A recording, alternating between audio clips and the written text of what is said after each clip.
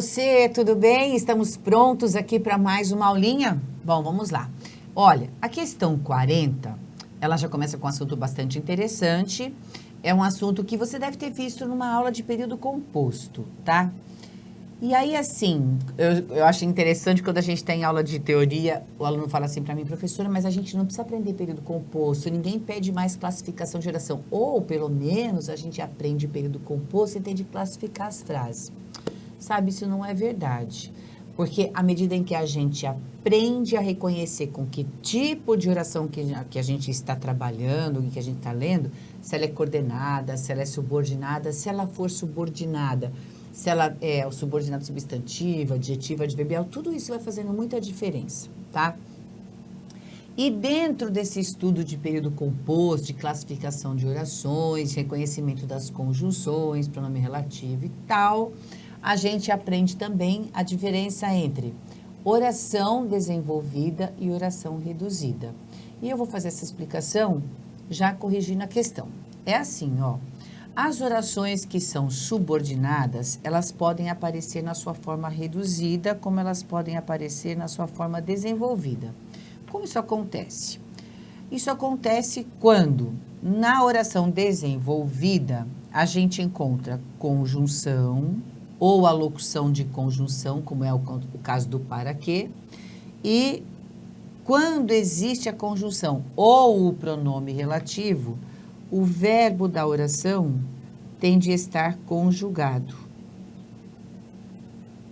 Certo? Então, é isso. Se eu disser, ele foi ao médico porque estava doente. Então, veja, o porquê é a conjunção, estava é um verbo conjugado, você tem uma oração desenvolvida.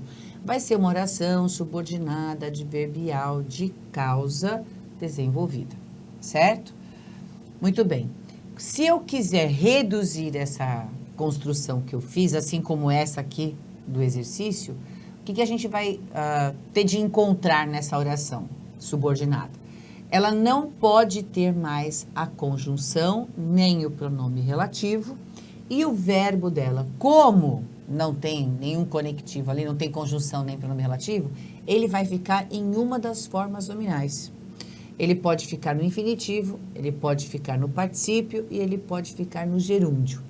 Aí a gente diria assim, nesse caso aí, ó, você tem o para quê, que trabalha com a ideia de finalidade, e o verbo conjugado, certo? Tá, na forma reduzida, sai o quê? Porque o quê é a base das conexões, tá? Mas a preposição, muitas vezes, aparece, então ela fica. Olha lá. Então, a preposição ficou, mas o que saiu. Então, quando fica o para sozinho, o que acontece? Deixa de ter valor de conjunção, certo? Então, a oração ficou sem conjunção, tá? Por isso que a gente fala que a oração reduzida, ela pode ter preposição ou não. Tudo bem? Ela pode ou não ter preposição. Nesse caso do para quê, o que é a base da conexão, ele sai e ficou o para. Mas o para, como eu disse, é preposição, não é conjunção nem pronome relativo, por isso o verbo não pode ser conjugado. E neste caso, ele ficou no infinitivo. O que faz a construção aí de uma oração reduzida. Diferente dessa aqui que é desenvolvida. Sabe aquele exemplo que eu dei, em que eu disse ele foi ao médico porque estava doente? Você sabe que acontece um processo muito parecido com esse, porque para eu reduzir essa oração, eu diria, ele foi ao médico por, eu tiro o quê, ó, por estar doente.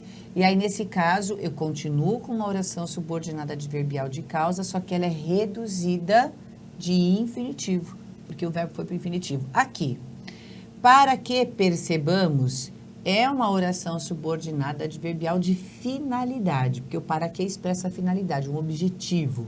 Né? O que eu estou fazendo ali? Para que eu vim aqui? Então, é um objetivo. Por isso que a gente classifica como adverbial final ou adverbial de finalidade. No caso da letra A, é oração subordinada adverbial de finalidade ou final desenvolvida. No enunciado, você tem oração subordinada adverbial final ou de finalidade reduzida de infinitivo. Se o verbo estivesse no particípio, reduzida de particípio, se ele estivesse no gerúndio, particípio reduzida de gerúndio. Bom, a questão não pediu essa classificação, mas olha o que ela pediu. Você tem aí o trecho, né? Aqui, ó. O que mais precisa queimar no Brasil para se perceber que que patrimônio é algo que se vai para sempre, né? Que quando acaba, acaba de vez. É isso que ele está dizendo aí do se vai para sempre. E aí o comando da questão diz, de acordo com a conjugação verbal, ó. E está pedindo para você observar o verbo, tá vendo? E sem alteração de sentido, ou seja, mantendo a ideia de finalidade. Tem-se a versão correta de reescrita do trecho destacado em. Então, por que ele falou de conjugação verbal? Por causa disso que eu estou te dizendo. No lugar de ele colocar desenvolvendo a oração reduzida do enunciado, entendeu? Ou desenvolvendo a oração em negrito, tem-se a forma correta tal, né? Sem se alterar o sentido. Entendeu? Então, você tem que manter a ideia da finalidade, certo?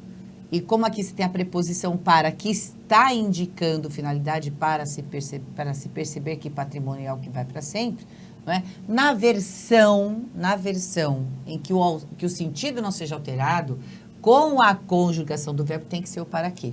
Tá? Eu vou tirar esse xizinho daqui, porque o para quê ficou correto. Tanto é que o para quê vai aparecer em todas as alternativas, porque em todas elas a oração vai ficar na forma desenvolvida. É uma questão de oração reduzida, transcrita na forma desenvolvida, tá? Só que aí, o examinador também cobra de você, candidato, candidata, que você saiba como fica o verbo conjugado quando a frase vem com a conexão da finalidade. Ou seja, quando você tem o para quê, o verbo tende a ficar no modo subjuntivo. Por isso, não pode ser para que percebemos. E você vai ver que fica estranho. Veja, o que mais precisa queimar no Brasil para que percebemos? Não, para que percebamos. Então, veja, quando você tiver o para que na oração adverbial de finalidade, o verbo fica conjugado, né? Vai ser uma oração reduzida e ele vai ficar conjugado no modo subjuntivo. Que é esse que eu estou colocando aí. Então, para que percebemos, você já pode eliminar. E você só tem duas possibilidades de resposta. Para que percebamos na letra A e na letra D. Tá bom? Aí a gente vai ver o restante. Entendido essa parte, você tem. Para se perceber que patrimônio é o que se vai para sempre. Ou seja, para se perceber que o patrimônio acaba de vez. Quando ele é destruído mesmo, não tem mais como resgatar, porque é coisa histórica. Então, na letra A, para que percebamos que patrimônio é algo que se extingue definitivamente. Extinguiu, acabou. É o que nós temos lá na frase do enunciado. Por que na letra D?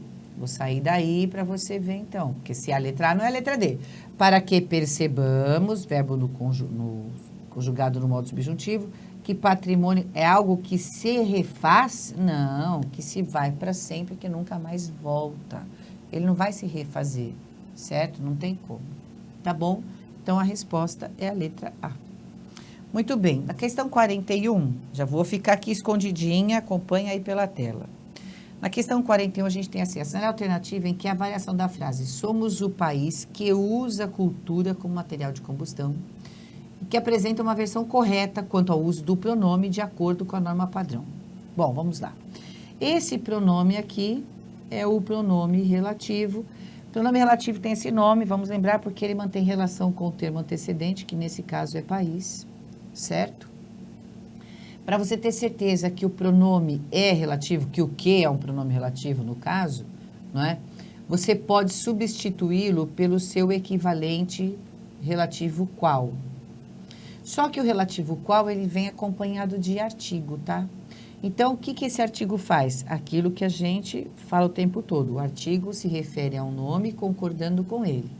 Nesse caso, esse que é um pronome relativo que se refere a país, que é um nome masculino e singular. Por esse motivo, eu vou colocar aqui a fórmula o qual. E aí eu penso assim, aliás, vou até tirar esse triângulo. pôr um balãozinho representando o que você está pensando. Olha só. Somos o país o qual usa a cultura como material de combustão. Certo? Tudo bem? Então, eu troquei por o qual, vi que funcionou fazer a troca, porque tanto faz dizer que como dizer o qual. Ambas as formas vão retomar o termo país, certo? Sim, representando o país na oração seguinte. Porque, veja, somos é verbo. Então, aqui, somos o país já é uma oração. Do que para frente, você tem outro, ó. Que usa a cultura como material de combustão é a segunda. Quando esse que foi empregado aí, nessa oração do enunciado, ele foi usado como pronome para substituir o país nessa segunda oração. E nessa segunda oração, então, nós teríamos a ideia de que o país usa cultura como material de combustão, certo? Ficou essa ideia, não ficou? Ó. Se esse que relativo representa o país na segunda oração, o país usa a cultura como material de combustão. E aquilo que a gente já viu, como ele é um pronome que substitui nome, né? Nesse caso ele está substituindo o país que vai mandar no comportamento do verbo. O país usa a cultura. Então esse que dessa oração, esse relativo aí, funciona como sujeito representando o país que usa a cultura como material de combustão. Por esse motivo, na letra A, quando você tem somos o país do qual usa a cultura, esse D ficou errado. Por quê? Porque sujeito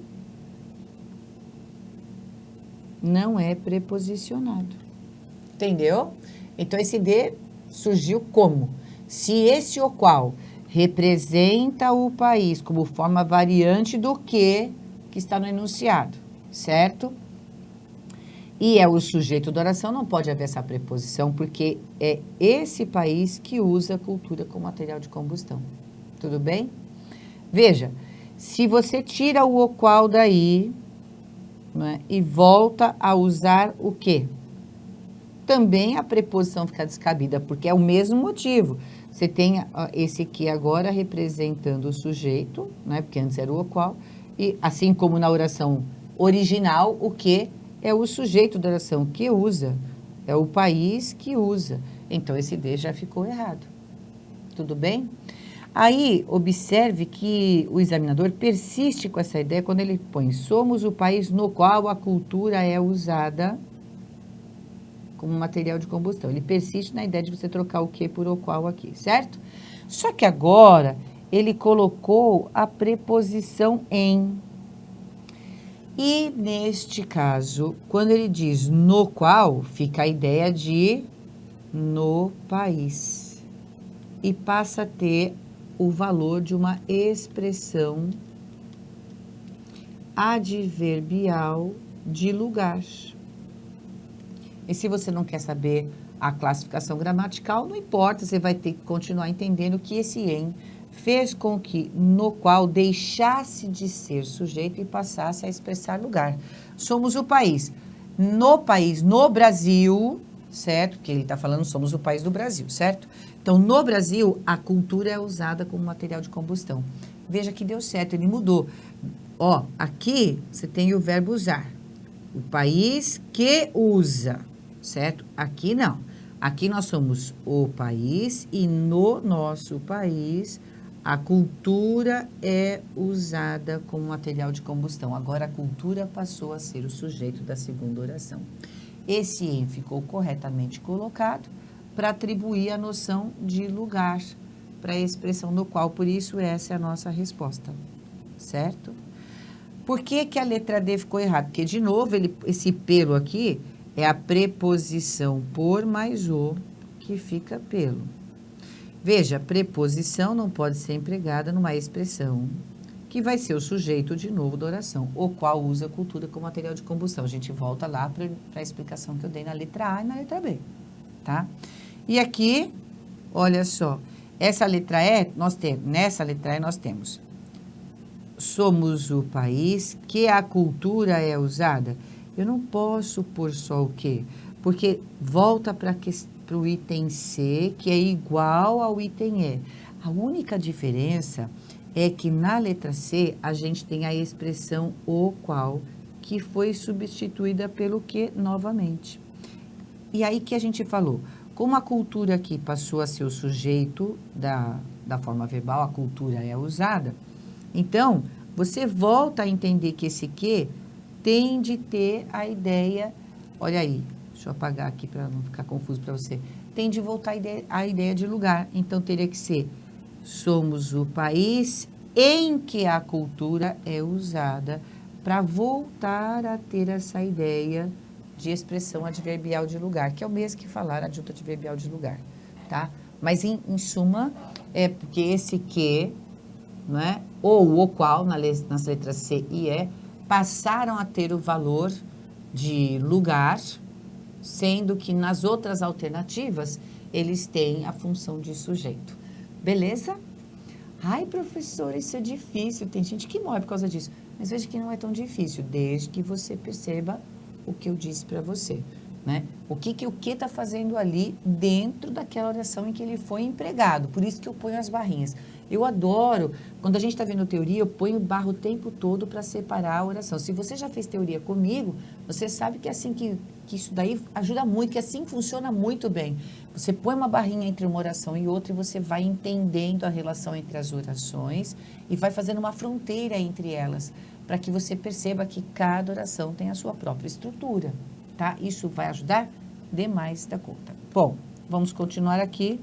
Agora a gente tem a questão 42, que trabalha com conjunção. Ó, quando eu vejo o montante no fundo partidário, naquele momento, certo? Se é naquele momento, o quando aí tem a função básica dele de expressar ideia de tempo. Depois, o que mais precisaria queimar no Brasil para que a gente percebesse, veja que o para que aí, não é? Que a gente estudou, falou bastante agora na questão anterior aí, uma das questões anteriores, trabalhou com a ideia da finalidade. Veja, para que a gente percebesse, até o verbo está no modo subjuntivo, para a gente reforçar aquela teoria. Então, você tem tempo e finalidade, letra D é a nossa resposta. Decorou tabela de conjunção. Observe que o que mais a gente tem nas questões da VUNESP são as relações de causa das conjunções, né?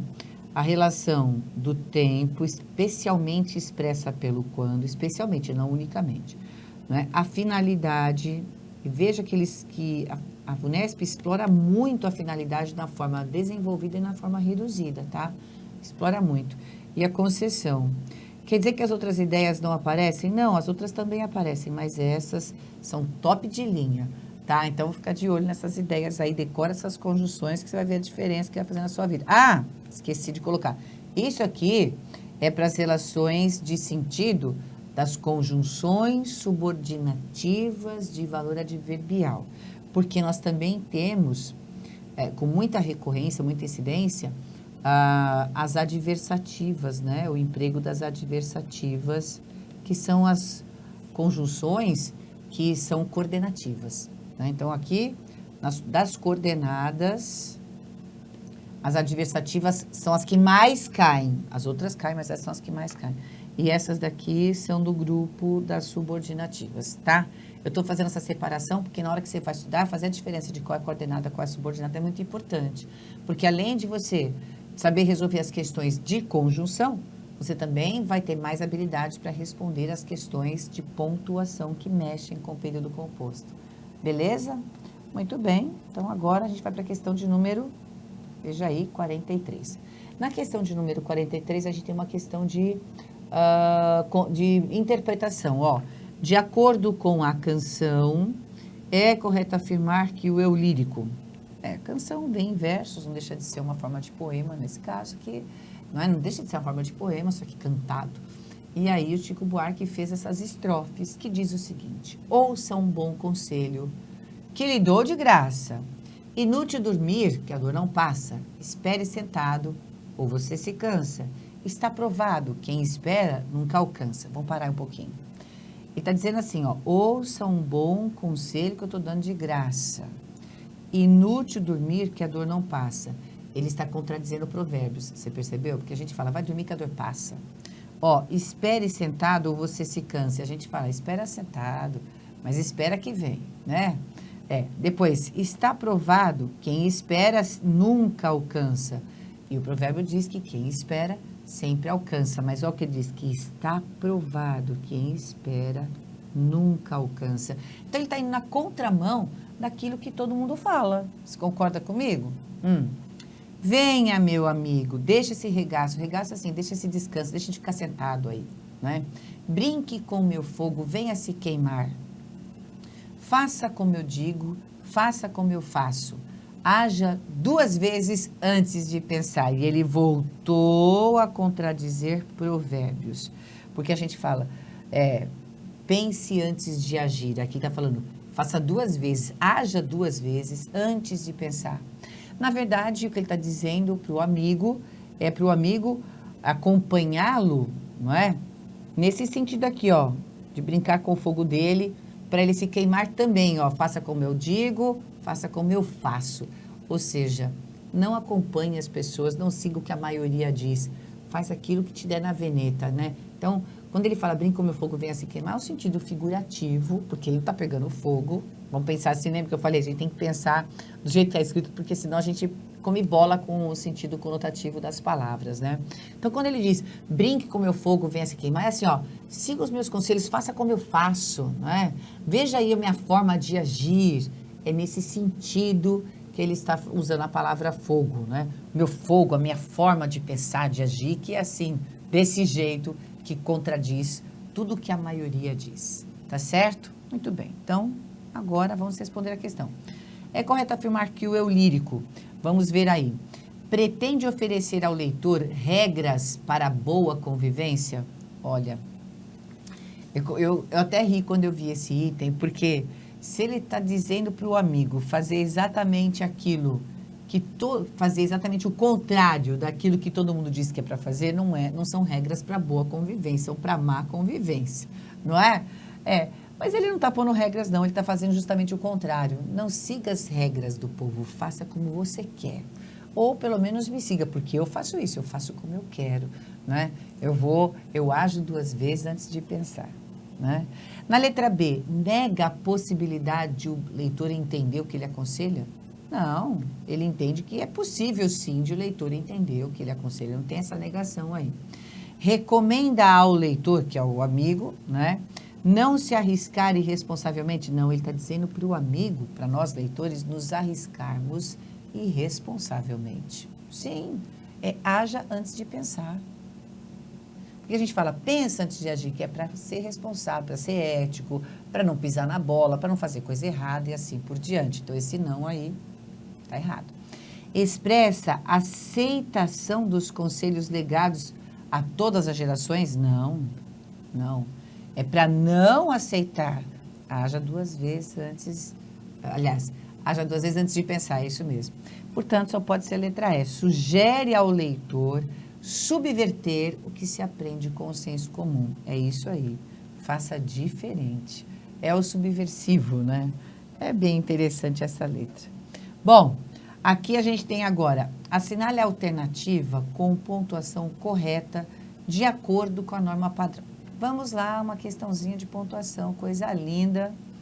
Então, a gente vai direto para a resolução. E ali na resolução eu vou mostrando para você o seguinte. Na letra A nós temos, ouça um bom conselho. O verbo ouvir aqui está no modo imperativo, tá? E é comum no modo imperativo o sujeito ficar subentendido, né? Oculto na forma verbal. Então, aqui a gente entende que é ouça você, certo? Ouça você, o puro balãozinho que é só para você imaginar aí o sujeito. Por que eu estou falando de sujeito numa questão de pontuação? Deixa eu me voltar aí um minutinho.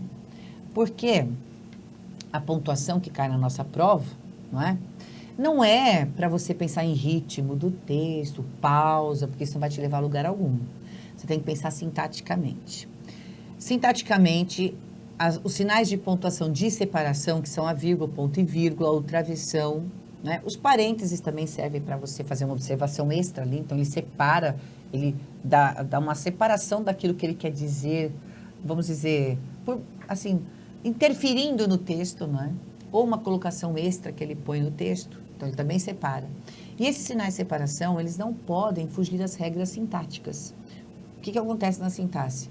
Na sintaxe, a gente tem muito claro que a gente não pode separar os elementos que se completam. Então, veja, o que é básico e que normalmente a VUNESP cobra muito.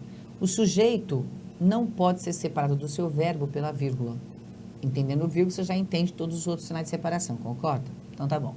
Então, o sujeito não pode ser separado do verbo e o verbo nunca pode ser separado do seu objeto direto. Não importa a ordem da frase. O menino comprou o bolo comprou o menino. Não existe vírgula em nenhuma das duas frases, porque eu mudei tudo de lugar, não importa. Sujeito, verbo, objeto direto nunca são separados, certo? Então, na verdade, o sujeito e o objeto direto nunca são separados do verbo pela vírgula. Isso não pode. Tudo bem? E aí, a gente vê o seguinte, ó, vocativo, por exemplo, não é termo da oração. Então, o vocativo, se ele está no começo da frase, no meio da frase ou depois da frase, ele tem que ficar isolado da oração. Portanto, ele é sempre separado pelo sinal de pontuação. Tudo bem? Então, o aposto, a mesma coisa. Sempre separado por vírgula ou por travessão, até por parênteses, muitas vezes. Porque ele tem que ficar separado do restante da frase, já que é explicativo. E tudo que tem valor de explicação. Oração coordenada explicativa, oração subordinada adjetiva explicativa, expressões explicativas ou retificativas, como isto é, ou melhor, ou seja, não é? O aposto, que é explicativo, que é o que cai na sua prova, todos eles, como eles têm valor explicativo e explicação, assim como o vocativo, é uma informação a mais no texto, a gente tem que separar pelo sinal de pontuação. Então, isso já ajuda muito a gente a perceber exatamente o que a gente vai fazer agora. Outra coisa, 2 pontos, porque 2 pontos, esse sinal de 2 pontos está colocado aí, não é? 2 pontos servem para indicar a fala de alguém, portanto, uma citação, a fala de um personagem, então a fala de outra pessoa, que não seja o autor do texto, seja ele narrador, eu lírico, eu poético, não importa, não é? Diferente daquele que está escrevendo o texto, vai ser indicado pelos 2 pontos. Muito bem. E, além disso, os 2 pontos... Ah, sim, a citação também. Se eu quero citar, se o autor quer citar o texto de outra pessoa, ele põe os 2 pontos e faz a citação, né? E, além disso, os 2 pontos servem para indicar para a gente uma explicação daquilo que foi dito antes do emprego deles, né? Então, ponho 2 pontos e explico o que foi dito antes. Também uso 2 pontos para fazer uma enumeração. Ele comprou várias coisas no mercado. 2 pontos. Lápis, borracha, caderno. Tá vendo? Ou ainda os 2 pontos, no intuito de explicar, acaba especificando uma informação dada antes. Por exemplo, eu gosto muito da música popular brasileira. 2 pontos. A MPB é maravilhosa. Então, eu estou falando da MPB, especificamente. Certo? Que é isso, que é a música popular brasileira. Eu posso pôr o samba. Ah, eu gosto muito da música brasileira. Melhor ainda. A MPB, pronto, eu especifico que música brasileira eu estou citando, não é? Ou se eu coloco o samba, eu estou especificando a música brasileira que eu estou citando. Percebeu? Bom, com isso, a gente entende o seguinte, que quando eu vou fazer uma questão de pontuação, eu acho, sim, sujeito, verbo e objeto direto em primeiro lugar, porque isso cai muito na sua prova. E observe, ouça você. Então, você tem o sujeito oculto na forma verbal, ouça, não tem nada de separação de vírgula. E quem ouve, ouve algo. No caso aqui, ouve um bom conselho, não é isso? Então, o bom conselho aí é o objeto direto, que não está separado do verbo por vírgula. Tudo bem? Isso já faz você entender que a letra B está errada, porque o objeto direto está entre vírgulas. Eu te disse que ele cobra muito isso, né? Que o examinador dessa prova cobra muito isso, tá? Tudo bem? Dá para você também eliminar a letra D. Ouça um bom conselho. E o objeto direto ficou separado do verbo pela vírgula, não é? E aqui o ouça um bom conselho está inteiro, então, como na letra A. Aí vamos entender o restante. Sempre você pode fazer assim quando a oração trouxer a mesma frase várias vezes com diversos sinais de pontuação ou com alterações de pontuação. Aí vem, amigo. Veja que o amigo está aí no meio da frase, não é para explicar nada, é para chamar a atenção dele, ó. Ouça um bom conselho, amigo. Então, amigo aqui é o vocativo que apareceu no meio da oração, ou seja, intercalado e vocativo intercalado, não importa, é vocativo, tem que ficar separado do restante da frase. Por isso, entre vírgulas. E com isso você elimina a letra B, elimina a letra C, elimina a letra D e elimina a letra E e achou a resposta. certo? Olha lá, coisa linda. Vamos entender o restante? Aí vem, ouça o meu conselho, amigo, venha se queimar, ponto final maiúscula. Olha o ponto e vírgula aqui, depois de ponto e vírgula não se usa a letra maiúscula, tá? Está aprovado. Por que 2 pontos? Porque agora ele vai explicar o que é que está aprovado. O que é que está aprovado? Quem espera, nunca alcança. Veja, essa vírgula aqui, nesse caso é facultativa, tá? Porque existem os gramáticos que abonam essa vírgula aí, fique sabendo. E você está vendo desde já que a VUNESP aceita isso. Porque você vai ouvir muita gente, você pode ouvir muita gente dizendo assim, ó, que o quem é o sujeito do espera. Quem espera, né, é aquele, e esse quem espera é aquele que nunca alcança. Tá vendo? Então, veja, quem espera seria o sujeito do alcançar. O quem espera, essa pessoa nunca alcança, entendeu? Por isso que muita gente vai dizer para você que essa vírgula está errada. Mas existem gramáticos que vão dizer, não importa que o sujeito quem, você pode também ver que o sujeito quem é sujeito do esperar, como é sujeito do alcança. Porque você tem 2 orações e por isso a vírgula aí acaba podendo ser empregada para separar uma oração da outra. Tudo bem? Então, é isso. A gente tem sempre que mostrar que existem possibilidades, né? Portanto, a nossa resposta é, de fato, a letra A. Não dá mais tempo de eu corrigir nenhuma questão, porque acabou o nosso tempo, né? Acabou o nosso tempo. Se bem que essa aqui, vamos comentar essa aqui rapidamente. Sabe por quê? Porque você vai ver que a gente vai aproveitar que a gente já leu o poema agora e fica fácil. Ó, é correto afirmar sobre o verso brinque com meu fogo, que há emprego de sentido, a gente viu que não é sentido próprio, porque senão a gente não conseguiria nem entender o que estava no texto. Aí tem sentido figurado. Lembra que o sentido próprio da palavra é o sentido denotativo? O sentido figurado é o conotativo. Então, que o brinque com meu fogo é figurado, a gente já sabe. Aí lembra que ele fala, brinque com meu fogo, venha se queimar, né, junto comigo. O que traduz isso? Ó, então, os 2 pontos é para dizer o que significa brinque com meu fogo. O autor não se importa com a falta de segurança do amigo? Tem nada a ver com falta de segurança. Tem nada a ver com isso, de ele se importar ou não. Ele está fazendo um convite, não é? Brinque comigo, igual o verbo no imperativo. Então, você percebendo que ele fez o convite, você vai entender que ele realmente convida o amigo. E a compartilhar do quê?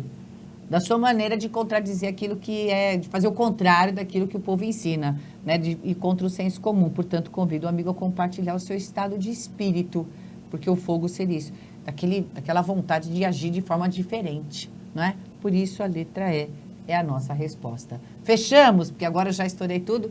Até a próxima aula.